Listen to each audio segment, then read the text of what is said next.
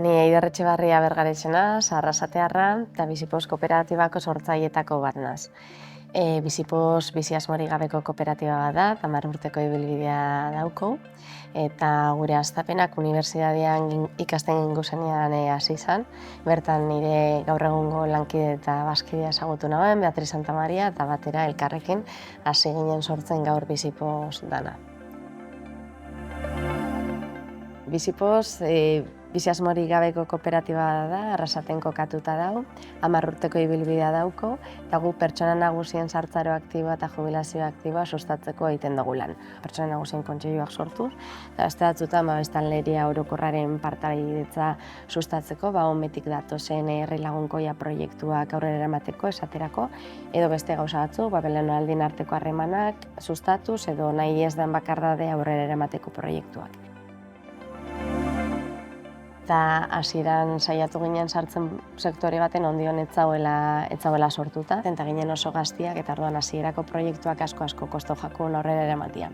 Beste bat izan leike, hasi ginelako derrepente proiektu pila bat izten, bai udaletxe mailan eta bai enpresa munduan bai. Pandemia bai izen zen mugarri bat oso garrantzitsua. Izan bakarrik pandemia itxiera, baizik eta gero urteetan egon zen eragina. Eta berpiztu horrekin etorri zen talde handitzea, 2 izatetik 6 izatera pasatu gara.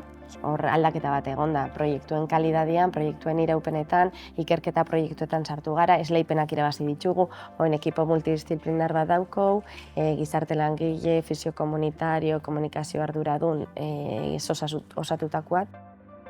Askotan saria baino, saria nork ematen dagoen nire ustez da oso garrantzitsua, eta kasu honetan Aspegi ni izendatzea hori oso garrantzitsua da, niretako eta nire talde osoarentzako noski. Eta bai da oso momentu garrantzitsua niretako dalako lehenengo aldia hainbeste pertsonakin sari hau konpartiruten dutela.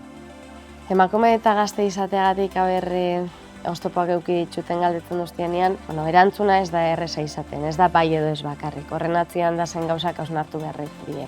Hasieran uste nauen bakarrik izaten zela, esperientzia falta jategelako, baina konturatu naiz hori 10 urteko ibilbidea eta gero, 1000 proiektu aurrera eraman eta gero, eta latabe ondala gutxi. Eduki dut esperientzia txarrat eta hori ez da gaztetasunarekin lotutako kontu bat. Nire gomendioa izango litzake, konfiatu proiektu horretan, segurazki ona izango dela gizarte eta pertsonentzako, eta ilusio hori transmitiru begirada zintzo batekin.